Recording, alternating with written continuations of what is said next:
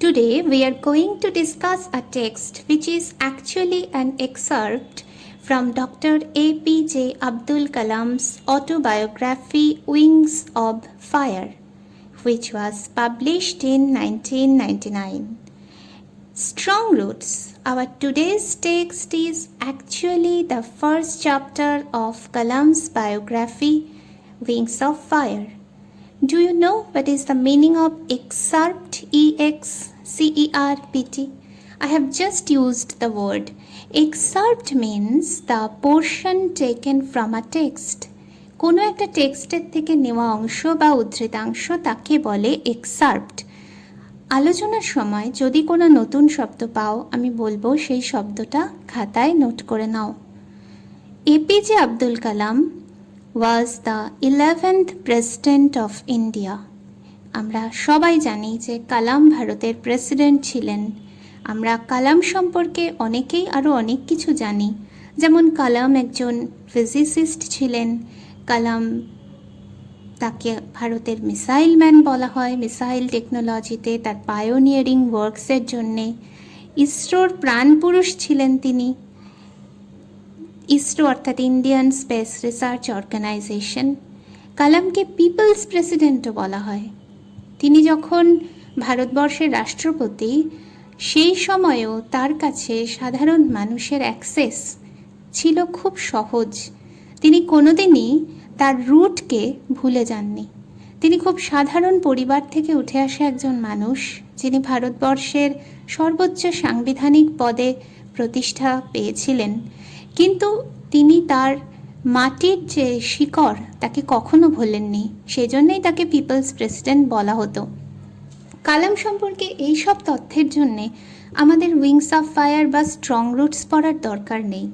এই তথ্যগুলো জাস্ট একটা ক্লিকে ইন্টারনেট আমাদের দেখিয়ে দেবে। যে কোনো বায়োগ্রাফিতেও আমরা এই তথ্যগুলো পেতে পারি। কালামের অটোবায়োগ্রাফি বা আত্মজীবনীর ফ্লেভার অন্যত্র।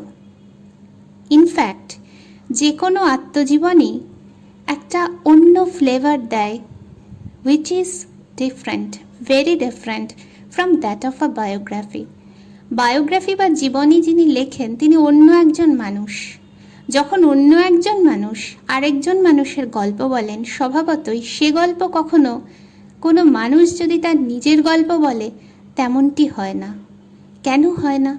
কারণ গাছের মতো মানুষেরও একটা শিকড়ের গল্প থাকে। এই যে শিকড়ের গল্পটা, এই শিকড়ের গল্পটা থাকে মাটির নিচে। মাটির উপরের গাছটাকে আমরা যতটা দেখতে পাই, মাটির নিচেও শিকড় প্রায় ততটাই বিস্তৃত থাকে। এই যে শিকড়ের গভীর এবং আড়ালের গল্প, গোপনের গল্প, এই গল্পটা কখনো একজন বাইরের লেখকের পক্ষে সম্পূর্ণভাবে জানা বা উপলব্ধি করাটা সম্ভব হয় না।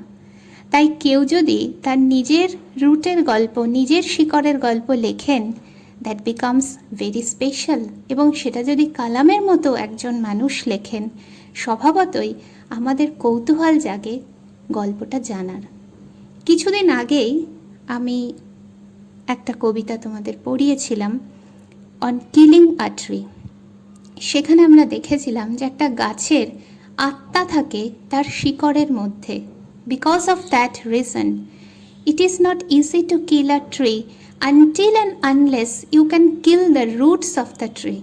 সেই কারণেই গাছের শিকড় শুদ্ধ উপড়ে না আনলে, যাকে ওই কবিতায় বলা হয়েছিল অ্যাঙ্কারিং আর্থ, আর্থকে যেন নোঙরের মতো আঁকড়ে আছে তার শিকড়গুলো, ওইটা যতক্ষণ না উপড়ে আনা যায়, the most sensitive, soft and most deepest part of a tree, ততক্ষণ পর্যন্ত গাছের হত্যা কমপ্লিট হয় না।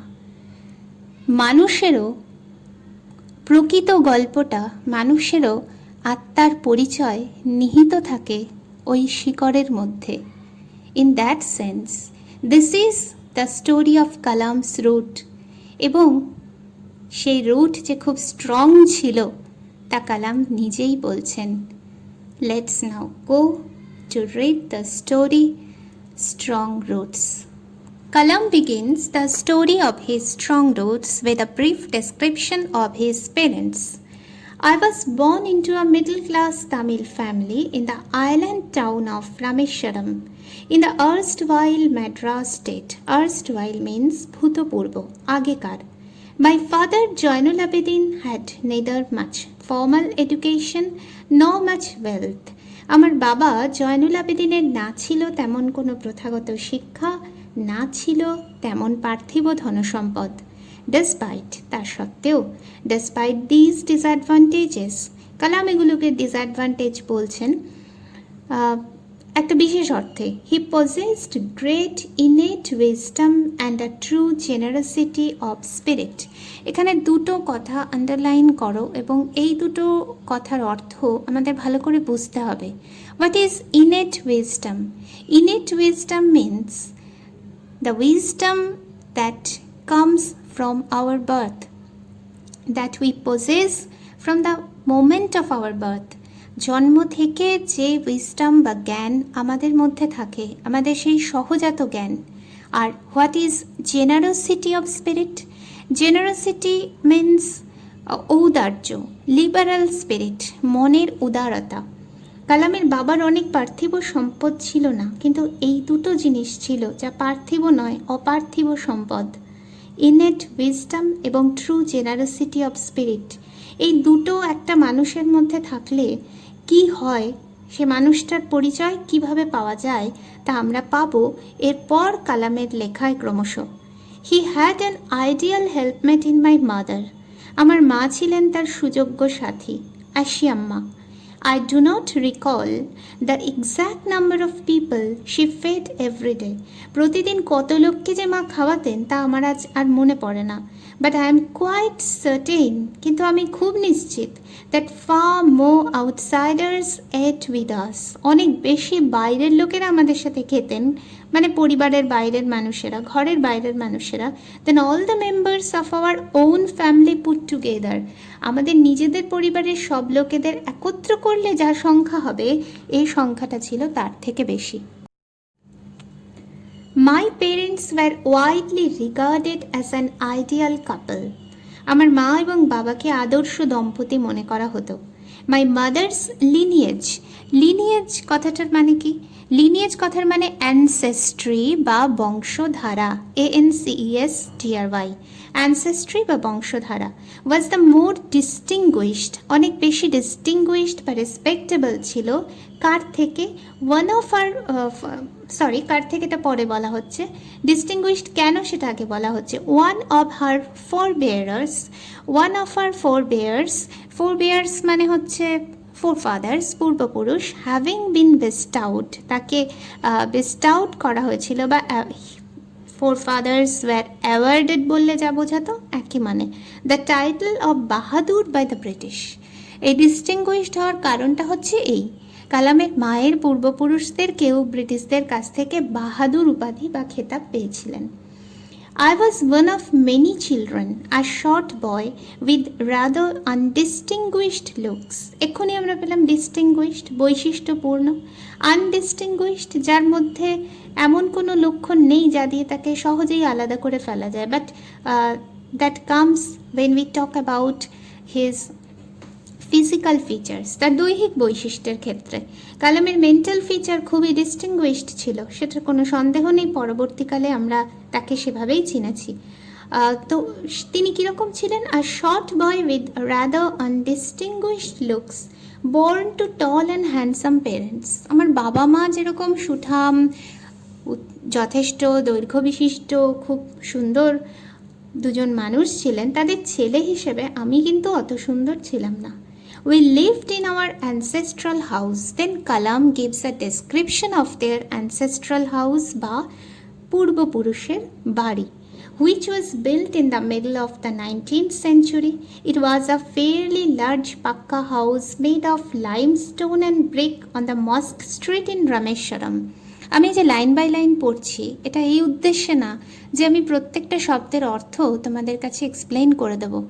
সেটা এক্সপ্লেন করে দেওয়া বইপত্র অলরেডি তোমাদের কাছে আছে। আমি যে পড়ছি তার কারণ হচ্ছে তোমরা ঠিক এইভাবে পুরো টেক্সটটাকে পড়বে এবং উচ্চারণগুলো যাতে তোমরা শুনতে পাও, পজগুলো যাতে তোমরা বুঝতে পারো, সেই জন্য আমি টেক্সটটা তোমাদেরকে পড়ে শোনাচ্ছি। শুধুমাত্র কোয়েশ্চেন আনসার মুখস্থ করলে কিন্তু একটা টেক্সটকে বোঝা যায় না। যারা তোমরা টেক্সট পড়ো তাদেরকে নতুন করে আমি কিছু বলছি না, তারা খুব ভালো কাজ করো, সেটাই উচিত। কিন্তু যারা টেক্সট পড়ো না, শুধুমাত্র কোয়েশ্চেন আনসার বা নোটস মুখস্থ করো, তাদেরকে আমি বারবার বলবো যে that is a wrong way to study something. ওটা কিন্তু পড়াশুনো করার, লেখাপড়ার পদ্ধতি নয়। পুরো টেক্সটটা খুব মন দিয়ে খুঁটিয়ে পড়তে হবে, এর কোনো বিকল্প নেই। It was a fairly large pakka house made of limestone and brick on the Mosque Street in Rameshwaram. My austere father, A-U-S-T-E-R-E, austere means severe or strict in manner and attitude. আমার বাবা, যিনি খুব হিসেবি এবং কঠোর একজন মানুষ ছিলেন, এখানে না অস্টিয়ার এই যে স্ট্রিক্ট বলা হয়েছে, সেটা হচ্ছে কিসের ক্ষেত্রে আমরা এখনই দেখতে পাবো, তার দৈনন্দিন জীবন আচরণের ক্ষেত্রে। তিনি বেহিসেবি মানুষ ছিলেন না, সেটা বোঝাতে। Used to avoid all inessential comforts and luxuries, সমস্ত রকম অপ্রয়োজনীয় বিলাস ব্যাসন তিনি কিন্তু নিজের জীবন থেকে বাদ দিয়েছিলেন। However all necessities were provided for, কিন্তু যা কিছু প্রয়োজনীয় সেটা তিনি মিটিয়ে দিতেন। ইন টার্মস অফ নেসেসিটি, কী ক্ষেত্রে? In terms of food, medicine আর ক্লোদিং, খাবার দাবার, প্রয়োজনীয় ওষুধপত্র, জামা কাপড়। তিনি কিপটে মানুষ ছিলেন না, তিনি ছিলেন হিসেবি মানুষ, বেহিসেবি নন। In fact I would say mine was a very secure childhood materially and emotionally. Kalam একটা খুব ইম্পর্ট্যান্ট স্টেটমেন্ট এখানে দিচ্ছেন যে আমার চাইল্ডহুড মেটেরিয়ালি, পার্থিব সম্পদে, এবং ইমোশনালি, মানসিক বিভিন্ন অনুভূতির দিক থেকে খুব সিকিউরড, খুব নিরাপদ, সুরক্ষিত একটা ছেলেবেলা ছিল। এই ছেলেবেলাটা যদি না তিনি পেতেন, তাহলে তার রুটসকে কখনো স্ট্রং বলা যেত না। একটা গাছের মতো একটা মানুষের রুটস কারা হয়? মানুষের রুটস হয় তার ফ্যামিলি, তার পেরেন্টস, তার ফ্রেন্ডস, তার নেবার্স, তার আশপাশকে ঘিরে যারা তার আশপাশটাকে ঘিরে পরিবেশ তৈরি করে, এনভায়রনমেন্টটা দেয় প্রয়োজনীয়। যেমন গাছের ক্ষেত্রে আমরা পড়েছিলাম অন কিলিং আ ট্রিতে, sunlight, air, water, nourishment from the earth, এইগুলো গাছ বছরের পর বছর নিয়ে একটু একটু করে বড় হয়। তেমনি একটা মানুষকে এই সমস্ত উপাদানগুলো তার বাবা মা, বন্ধু, পাড়া প্রতিবেশী, আত্মীয় স্বজন উপাদান হিসেবে দিতে থাকে, তার বড় হওয়ার উপাদান। এবং তার আর্থ সামাজিক পরিস্থিতি, তার সোশিও ইকোনমিক কালচার, সেটা কিন্তু তার মানসিকতাকে, তার মনের গঠনকে শেপ আপ করে। Then Kalam gives a very brief description of their kitchen and how he shared his meal with his mother Ashyamma. I normally ate with my mother. Sitting on the floor of the kitchen, she would place a banana leaf before me, on which she then ladled rice. Ladled means serving with a large spoon, hata diye poribeshon. Rice and aromatic sambar, a variety of sharp homemade pickle, and a dollop of fresh coconut chutney. Dollop means a small amount of ek dollop. একদম typical south Indian food. এই খাবার পরিবেশন, মায়ের সঙ্গে খাওয়া, এই সব কিছুর মধ্য দিয়ে আমরা একটা লাইফস্টাইল দেখতে পাই, যেখানে পরিবার খুব গুরুত্বপূর্ণ, পরিবারের সঙ্গে শেয়ারিং খুব গুরুত্বপূর্ণ, এবং খুব simple, down to earth style of living. Then Kalam introduces in his story a significant theme, the theme of Hindu-Muslim unity that he witnessed in his neighborhood since childhood. The Shiva temple, which made Rameshwaram so famous to pilgrims, was about a 10-minute walk from our house. Our locality was predominantly Muslim. Predominantly means prodhanato. But there were quite a lot of Hindu families too. প্রধানত মুসলিম, কিন্তু আমার লোক্যালিটিতে, যে locality রামেশ্বরমের বিখ্যাত Shiba temple থেকে মাত্র 10 minute হাঁটা রাস্তা ছিল, সেখানে অনেক হিন্দু পরিবারও ছিল। living amicably. Amicably means living friendly with their Muslim neighbors. There was a very old mosque in our locality. আমাদের এলাকায় খুব প্রাচীন একটা মসজিদ ছিল, where my father would take me for evening prayers, যেখানে আমার বাবা আমাকে নিয়ে যেতেন সান্ধ্য প্রার্থনার জন্যে। I had not the faintest idea of the meaning of Arabic prayers chanted. Arabic ভাষায় যে প্রার্থনাটা চ্যান্টেড হতো, চ্যান্টেড মিন্স সুর করে উচ্চারণ, যেটা মন্ত্র উচ্চারণের সময় হয়ে থাকে, তার অর্থ কী এ সম্পর্কে আমার আবছাতম ধারণাটুকুও ছিল না। But I was totally convinced, কিন্তু আমি সম্পূর্ণভাবে কনভিন্সড ছিলাম। কনভিন্সড মিন্স স্ট্রং বিলিফ, যে দৃঢ়বদ্ধ ধারণা ছিল আমার, দ্যাট দে রিচড গড, ঈশ্বরের কাছে ঠিকই প্রার্থনা পৌঁছে যাচ্ছে। আমরা যে সরস্বতী পুজোয় অঞ্জলি দিই অনেক স্কুলে, মানে প্রায় সব স্কুলেই আমাদের সরস্বতী পুজো হয়ে থাকে, তো সেই মন্ত্রোচ্চারণ করার সময় আমরা কি সংস্কৃত মন্ত্রের অর্থটা বুঝি? আমরা দুর্গা পুজোয় অঞ্জলি দিই, আমরা কি বুঝি তার মানে? কিন্তু আমরা বিশ্বাস করি আমাদের কথাটুকু যার উদ্দেশ্যে নিবেদন তার কাছে পৌঁছে যায়। এই যে সরল বিশ্বাস, এই সরল বিশ্বাসটাই মানুষ আর ঈশ্বরের মধ্যে সেতু হয়ে ধর্মের কাজ করে থাকে। এটাই ধর্ম, এই সরল বিশ্বাসটুকুই ধর্ম। বাহ্যিক আড়ম্বর বলে আমরা যেটা দেখতে পাই চোখে, সেটার মধ্যে ধর্ম থাকে না। ধর্ম থাকে অন্তরের এই বিশ্বাসটুকুর উপরেই, যে আমার কথা ঠিক পৌঁছে যাচ্ছে তার কাছে, যার কাছে আমি প্রাণ ভরে চাইছি। তারপর কালাম বলছেন, when my father came out of the mosque after the prayers, prayer করে বাবা যখন মস্কের বাইরে আসতেন, মসজিদের বাইরে আসতেন, পিপল অফ ডিফারেন্ট রিলিজিয়ান্স, লক্ষ্য করো শুধু মুসলিম ধর্মের লোকেরা নয়, অফ ডিফারেন্ট রিলিজিয়ান্স, বিভিন্ন ধর্মের মানুষেরাই উড বি সিটিং আউটসাইড, বাইরে বসে থাকতো, ওয়েটিং ফর হিম, আমার বাবার জন্য অপেক্ষা করতো। Many of them offered bowls of water to my father, তাদের অনেকেই বাটিতে জল ভরে আমার বাবাকে দিতেন। কেন? Who would dip his finger tips, যিনি তার আঙুলের ডগা সেই জলে ডোবাবেন, অ্যান্ড সে আ প্রেয়ার, একটা প্রার্থনা করবেন। This water was then carried home for invalids, invalid প্রতিবন্ধী মানুষ, তাদের জন্যে লোকেরা বাড়িতে বাড়িতে সেটা নিয়ে যেত। I also remember people visiting our home to offer thanks after being cured. সেরে যাওয়ার পর আমার মনে আছে লোকেরা আমাদের বাড়িতে আসতো বাবাকে ধন্যবাদ দিতে। বাবা কি বলতেন? Father always smiled, বাবা সবসময় হাসতেন, and asked them to thank Allah the merciful, যে আমাকে নয়, তোমরা পরম করুণাময় ঈশ্বরকে ধন্যবাদ দাও, আল্লাহকে ধন্যবাদ দাও। এখানে একটা গুরুত্বপূর্ণ জিনিস আমাদের লক্ষ্য করা উচিত এই জন্যে, this are actually the hidden part of the story strong roots. এই হচ্ছে সেই শিকড়ের লুকোনো গল্পগুলো। এই যে একটা ছোট্ট ছেলে দেখলো যে তার বাবা লোকেদের বলছেন আমাকে নয় ঈশ্বরকে ধন্যবাদ দাও, এটা একটা জীবনের বিরাট শিক্ষা। এই যে ধন্যবাদ দেওয়া, নিজেকে কৃতজ্ঞ অনুভব করা, এটা আমাদের সব ধর্ম শেখায়। ইসলাম শেখায়, হিন্দু ধর্ম শেখায়, খ্রিশ্চান ধর্মও শেখায়। প্রেয়ার করার সময় আমাদের মন স্বার্থ চিন্তা, আত্মচিন্তার থেকে বেরিয়ে আসতে পারে। একটু পরেই আমরা ডিটেলে সেটা পড়ব। সে প্রশ্ন কালাম তার বাবাকে করেছিলেন যে প্রেয়ারের তাৎপর্যটা কী। তার বাবা খুব সহজভাবে কালামকে ব্যাখ্যা করেছিলেন। তো প্রেয়ারের একটা তাৎপর্য কিন্তু এইটা, যখন ঈশ্বরকে আমি ধন্যবাদ দিলাম তখন আমি গ্রেটফুল হলাম, কৃতজ্ঞ হলাম। Because I am cured, because I am alive, because I am healthy.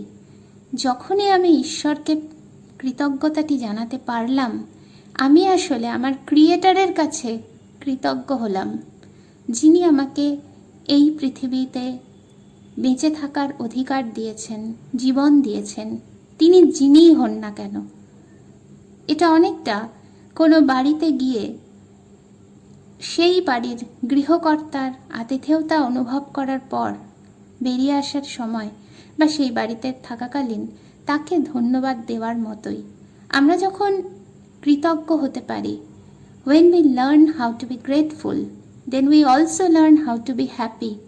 কৃতজ্ঞ মানুষ সুখী মানুষ হয়। অন্তরে যদি আমরা কৃতজ্ঞতা বোধ জন্ম দিতে পারি, তাহলে আমাদের মন নম্র হতে শেখে, বিনয়ী হতে শেখে। প্রকৃত ধর্ম এবং আবারও বলছি, প্রকৃত ধর্ম আমাদের এটাই শেখায়। বিপরীতে বলা যায়, যে ধর্ম আমাদেরকে কৃতজ্ঞ হতে শেখায়, সেই ধর্ম প্রকৃত ধর্মের একটি আচরণকে পালন করে। Then Kalam deals with the relationship between Pakshi Lakshman Shastri, the high priest of Rameshwaram temple, and his father, Jainul Abedin. They were friends and they were very intimate friends. And in this paragraph, we find a very important question that Kalam asked his father about the relevance of prayer. যে প্রেয়ারের মাহাত্ম্যটা কি, এটা কালাম তার বাবার কাছে জানতে চেয়েছিলেন। তার বাবা তাকে যা বলেছিলেন তা হচ্ছে এই, there was nothing mysterious about prayer. প্রেয়ারের মধ্যে তো রহস্য কিছু নেই। rather prayer made possible, বরং এই প্রার্থনা এটা সম্ভব করে তোলে কোন জিনিসটাকে, a communion of the spirit. Communion মানে যোগাযোগ, আত্মায় আত্মায় যোগাযোগ, মানুষের আত্মায় আত্মায় যোগাযোগ ঘটায় প্রার্থনা।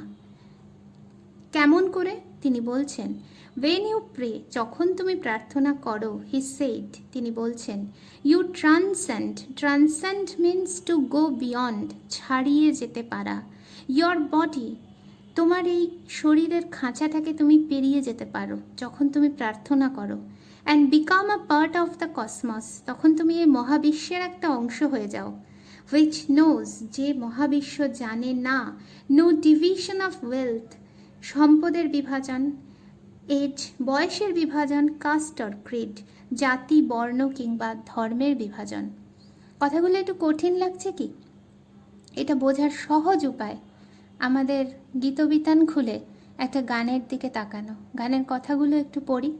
সীমার মাঝে অসীম তুমি বাজাও আপন সুর, আমার মধ্যে তোমার প্রকাশ তাই এত মধুর, কত বর্ণে কত গন্ধে কত গানে কত ছন্দে, অরূপ তোমার রূপের লীলায় জাগে হৃদয় পুর, আমার মধ্যে তোমার শোভা এমন সুমধুর, তোমায় আমায় মিলন হলে সকলে যায় খুলে, বিশ্বসাগর ঢেউ খেলায় উঠে তখন দুলে, তোমার আলোয় নাই তো ছায়া, আমার মাঝে পায় সে কায়া, হয় সে আমার অশ্রু জলে সুন্দর বিধুর, আমার মধ্যে তোমার শোভা এমন সুমধুর।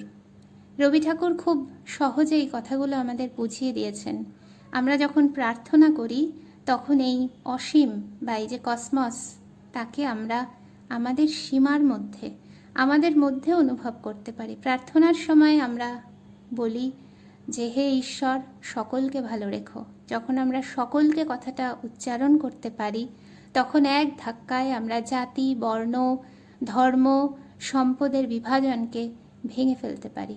সেই প্রার্থনাই প্রকৃত প্রার্থনা, যে প্রার্থনা আমায় ভালো রেখো, আমার ছেলেকে ভালো রেখো, আমার মেয়েকে ভালো রেখো কথা না বলে বলতে পারে হে ঈশ্বর তুমি সকলকে ভালো রেখো, সেই সকলের মধ্যে আমি আছি, এই পৃথিবীর গাছপালা আছে, এই পৃথিবীর পশু পাখিরাও আছে, এমনকি জল স্থল আকাশ সকলেই আছে। এই যে বোধ, এই বোধের কথাই কালামের বাবা এখানে বলেছেন। এবং কালাম বলছেন, My father could convey complex spiritual concepts in very simple, down-to-earth Tamil. খুব কঠিন, জটিল স্পিরিচুয়াল দার্শনিক কনসেপ্ট বা ধারণাকে আমার বাবা অতি সহজ মাটির কাছাকাছি যে তামিল ভাষা তাতে প্রকাশ করতে পারতেন। He once told me in his own time, in his own place, in what he really is and in the stage he has reached, good or bad, every human being is a specific element within the whole of the manifest divine being. কথাটা একটুও কঠিন না, কঠিন করে ভেবো না কেউ তোমরা। একটা কাগজে একটা বড় বৃত্ত আঁকো, বৃত্তটাকে অনেকগুলো ডটস দিয়ে ফিল আপ করে ফেলো। ওই প্রত্যেকটা ছোট ছোট ডটস হচ্ছে আমরা এক একজন মানুষ, মানুষ, গাছপালা, পশু পাখি, যা কিছু তো আমাদের চারপাশে দেখতে পাই, ধরে নাও প্রত্যেকে এক একটা ডট। এবার ভেবে দেখো তো, ওই ডটগুলো যদি সরিয়ে নেওয়া হয় তাহলে বৃত্তের ভিতরটা কি হয়, ফাঁপা হয়ে যায় কি না? তার মানে ওই যে বড় বৃত্তটা খাতায় এঁকেছিলে, ওই একটা বড় বৃত্তের কাছে একটা ছোট বিন্দু কিচ্ছু না, তুচ্ছ। কিন্তু ওই একটা ছোট বিন্দু যে কত গুরুত্বপূর্ণ তা বুঝতে পারা যায় যখন আমরা একটা একটা করে সবকটা বিন্দুকে সরিয়ে নিই, বৃত্তটার আর অস্তিত্ব থাকে না। সেটাই এখানে বলা হয়েছে যে তার নিজের সময়, তার নিজের জায়গায়, যা সে নিজে, what he really is and in the stage he has reached, এবং যে পর্যায়ে সেই লোক পৌঁছেছে, সেটা গুড হতে পারে, ব্যাড হতে পারে, যা খুশি হতে পারে। Every human being is a specific element, প্রত্যেক মানুষ একটা নির্দিষ্ট উপাদান within the whole of the manifest divine being, এই কমপ্লিট বৃত্তটার মধ্যে। So why be afraid of difficulties? তাহলে আর কঠিন দুঃসময়কে ভয় কিসের? সাফারিংকে কিসের ভয়? প্রবলেমকে কিসের ভয়? রবি ঠাকুর এ কথাই বলেছেন না, বিপদে মোরে রক্ষা করো এ নহে মোর প্রার্থনা, বিপদে আমি না যেন করি ভয়। When troubles come, যখন কঠিন দিন আসে, কঠিন পরিস্থিতি আসে, try to understand the relevance of your sufferings, তোমার এই সাফারিংয়ের তাৎপর্য কি, রেলিভেন্স কি, বোঝার চেষ্টা করো। অ্যাডভার্সিটি, খারাপ সময়, তোমার কঠিন পরিস্থিতি অলওয়েজ প্রেজেন্টস, সব সময় তোমাকে দেয় অপরচুনিটিস ফর ইন্ট্রোস্পেকশন, একটা সুযোগ বা অপরচুনিটি কিসের? ইন্ট্রোস্পেকশনের, আত্মদর্শনের, নিজেকে দেখার, নিজের ভেতরটা দেখার।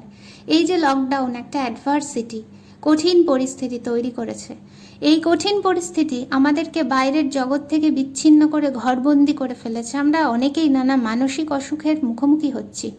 At the same time, it also gives us enough opportunity to look inside, মনের ভিতরটাকে দেখার জন্য আমি মানুষটা কেমন। এটাই তো আমাদের সারা জীবনে খোঁজার কথা ছিল, যা আমরা সবচেয়ে কম খুঁজি। আমরা সবসময় আমাদের পাশের, সামনের, পিছনের, ডান দিকের, বাঁ দিকের লোক নিয়ে ব্যস্ত। আমরা কতজন চুপ করে দাঁড়াই, চোখ বন্ধ করি, নিজের ভিতরের লোকটাকে দেখি?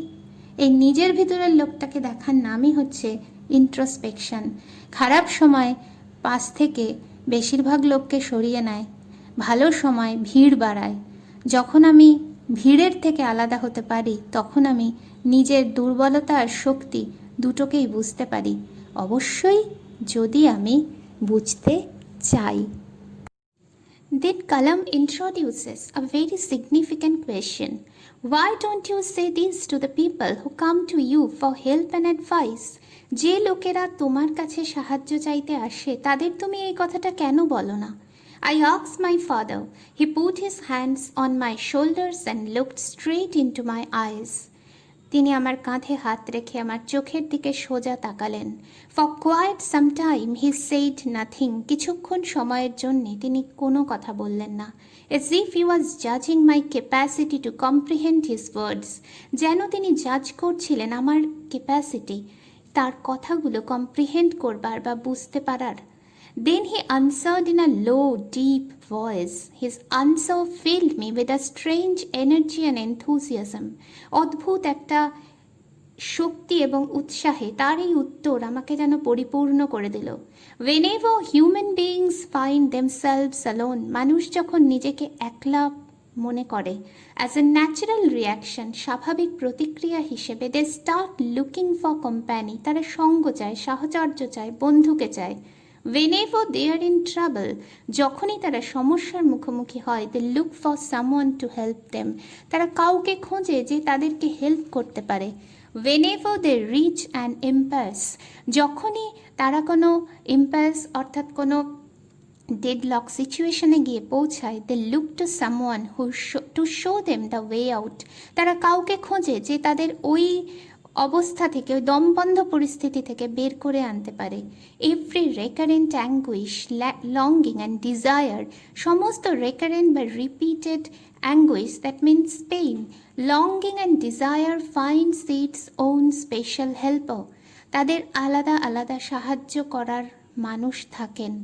আজকে আমার স্কুলের কোনো সমস্যায় আমার টিচার হেল্পার হতে পারেন, আমার স্কুলের বন্ধু হেল্পার হতে পারে, বাড়ির কোনো সমস্যায় আমার বাবা মা আমার হেল্পার হতে পারেন।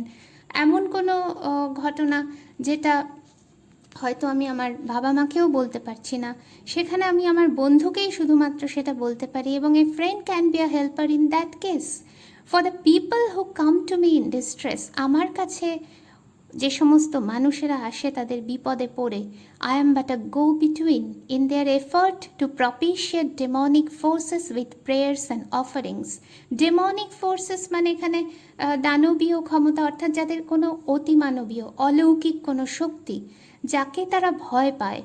যেমন প্রাচীন মানুষ বজ্রপাত দেখে ভয় পেত, বজ্রপাত দেখে ভয় পেয়ে তাদের ধারণা হলো এই বজ্রের দেবতাকে সন্তুষ্ট করা দরকার, মেঘ বৃষ্টির দেবতাকে সন্তুষ্ট করতে হবে, আগুনের দেবতাকে সন্তুষ্ট করতে হবে। ভয় থেকেই এই অফারিং এবং প্রেয়ারের উৎপত্তি হয়েছিল সেই আদিমকালে। সেইটা মানুষ আজও তার অন্তরে বহন করে চলেছে।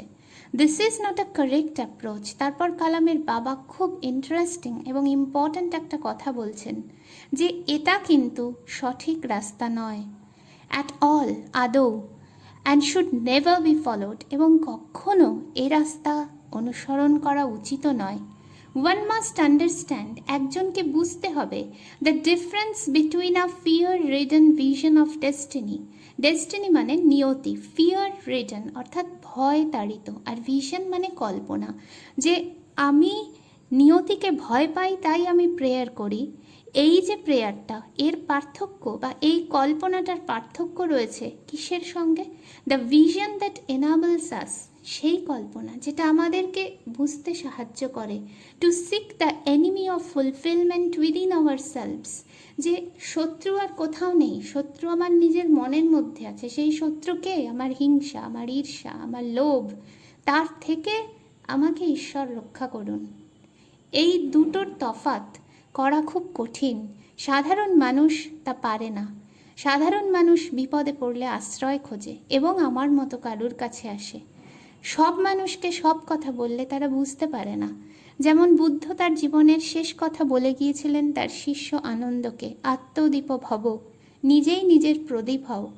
কথা বুদ্ধ সকলকে বলেননি, কারণ সব মানুষের মধ্যে সেই ক্ষমতা নেই যে সে তার নিজের প্রদীপ নিজেই হবে। মানুষ বিপদে পড়লে শক্তিশালী একটা আশ্রয়কে খোঁজে, আর কিছু না পেলে ভেসে যাওয়া মানুষ খড়কুটোকেও আঁকড়ে ধরে। আমরা বলি আশ্রয়হীন ভাবে আমি আমার একমাত্র শক্তি এবং ক্ষমতার উৎস, একথা ভাবতে পারার মতো মানুষের সংখ্যা খুব কম, সাধারণের পক্ষে সম্ভব নয়। এই কারণে কালামের বাবা এই কথাগুলো বলার আগে কালামের চোখের দিকে গভীরভাবে তাকিয়েছিলেন এবং তারপর বলেছিলেন। অর্থাৎ এ কথা সকলকে বলা যায় না। যদিও প্রেয়ারের এই চিন্তাটা যে বিপদ থেকে বাঁচার জন্যে আমার প্রভু তুমি খুশি হও, এটা সঠিক রাস্তা নয়। তাই রবি ঠাকুর বলেছেন, বিপদে মোরে রক্ষা করো এ নহে মোর প্রার্থনা, বিপদে আমি না যেন করি ভয়। রবি ঠাকুর বলেছেন, আমরা কি সবাই বলতে পারি? Then Kalam admits that throughout his life he tried to emulate his father in my own world of science and technology. তার জীবনে আগাগোড়া তিনি তার বাবাকে অনুসরণ করে গিয়েছেন তার বিজ্ঞান এবং প্রযুক্তি সাধনার জীবনে। আই হ্যাভ এন্ডেভার্ড, আমি চেষ্টা করেছি, to understand the fundamental truths, সেই বেসিক সত্যগুলোকে অনুসরণ করতে যেগুলো রিভিলড হয়েছিল আমার কাছে by my father, and feel convinced মানে ফার্মলি বিলিভ, যে আমি খুব দৃঢ়ভাবে এই বিশ্বাসে বলিয়ান ছিলাম, that there exists the divine power that can lift one up from confusion, misery, melancholy and failure. একটা ঐশ্বরিক শক্তি অবশ্যই আছে, যে শক্তির ক্ষমতা আছে একজনকে তার মনের কনফিউশন অর্থাৎ চিন্তার অস্পষ্টতা, মিজারি তার মনের দারিদ্র্য, মেলাঙ্কালি বিষণ্ণতা, অ্যান্ড ফেইলিওর মানসিক ব্যর্থতা থেকে উত্তরণ ঘটাতে পারে, and guide one to one's true place, এবং একজনের প্রকৃত অবস্থানে পৌঁছে দিতে পারে। অ্যান্ড ওয়ান্স অ্যান ইন্ডিভিজুয়াল, এবং একবার যখন একজন individual severs his emotional and physical bond, তার ইমোশনাল এবং ফিজিক্যাল বন্ডটাকে ছেড়ে বেরিয়ে আসতে পারে, he is on the road to freedom, happiness and peace of mind. সে তার প্রকৃত স্বাধীনতা, আনন্দ এবং মনের শান্তির পথে উত্তীর্ণ হয়। এটা ছোট্ট গল্প বললে হয়তো ব্যাপারটা বুঝতে সহজ হবে। রবীন্দ্রনাথ একবার এক জ্যোৎস্না রাতে ট্রেনে একা ফিরছিলেন। তার আগের রাতে তার পুত্র সমী ঠাকুরকে তিনি দাহ করে এসেছেন মুঙ্গেরে। কলেরায় মারা গিয়েছিলেন তার খুব প্রিয় কনিষ্ঠতম এই সন্তানটি। পরের রাতে যখন তিনি ট্রেনে করে ফিরছেন, তখন তিনি দেখছেন বাইরের সেই চরাচর জ্যোৎস্নায় ভেসে যাচ্ছে, এবং তিনি উপলব্ধি করছেন যে তার এই গভীর দুঃখ এই বিরাট পৃথিবীর কোথাও কোনো অংশে এতটুকু দাগ বা ছোপ ফেলতে পারেনি। তার এই যে উপলব্ধিটা, এই উপলব্ধিটা তার বৃহৎ মনের, যে মন ওই ইমোশনাল এবং ফিজিক্যাল বন্ডটা ছেড়ে বেরিয়ে আসতে পেরেছে।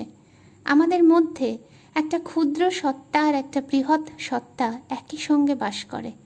ওই যে ক্ষুদ্র সত্তা, সে দোকানপাট বাজারহাট করে, সংসার করে, ছেলেপুলে মানুষ করে, নানান রকম স্বার্থ সংঘাতের মধ্যে জড়ায়। আর ওই যে বৃহৎ সত্তা, তাকে আমরা বুঝতে পারি যখন আমরা বিরাট কোনো পর্বত বা সমুদ্র বা অরণ্যের সামনে গিয়ে দাঁড়াই এবং আমাদের মন আনন্দে পরিপূর্ণ হয়ে ওঠে। আমাদের এই যে বৃহৎ মন, এই বৃহৎ মনই গাইতে পারে, তাই তোমার আনন্দ আমার পর, তুমি তাই এসেছ নিচে, আমায় নইলে ত্রিভুবনে তোমার প্রেম হতো যে মিছে। অর্থাৎ আমার এই যে উপলব্ধি সৌন্দর্যের, বৃহতের, নিজেকে তার সঙ্গে মিলিয়ে নিতে পারার ক্ষমতা, আমার এই যে অনুভব, এই অনুভব তখনই আসে যখন আমি বুঝতে পারি যে ওই ছোট্ট গণ্ডির মধ্যেই আমার বাস নয়। একদিন এই পৃথিবীতে আমি অভিযাত্রীর মতো এসেছি। একটা স্টেশন থেকে একা ট্রেনে উঠেছি। ট্রেনে আমার সাথে অনেক মানুষের আলাপ পরিচয় হয়েছে, তাদের সঙ্গে ক্ষণকালের সম্পর্ক হয়েছে। সেই সম্পর্ক কখনো আমায় আনন্দ দিয়েছে, কখনো দুঃখ, এবং এই আনন্দ দুঃখের মধ্য দিয়ে পরিপূর্ণতাও দিয়েছে। একদিন আমি একাই আবার একটি স্টেশনে নেমে যাব। আমার এই একা যাত্রার মাঝের সময়টুকুই আমার এই জীবন। এখানকার এই ইমোশনাল এবং ফিজিক্যাল অ্যাটাচমেন্টগুলোর বাইরে এসে যখন আমি দাঁড়াতে পারি, তখন আসলে আমি পাই ফ্রিডম, কমপ্লিট ফ্রিডম, হ্যাপিনেস এবং piece of mind. This is actually the story of strong roots that Kalam tells us.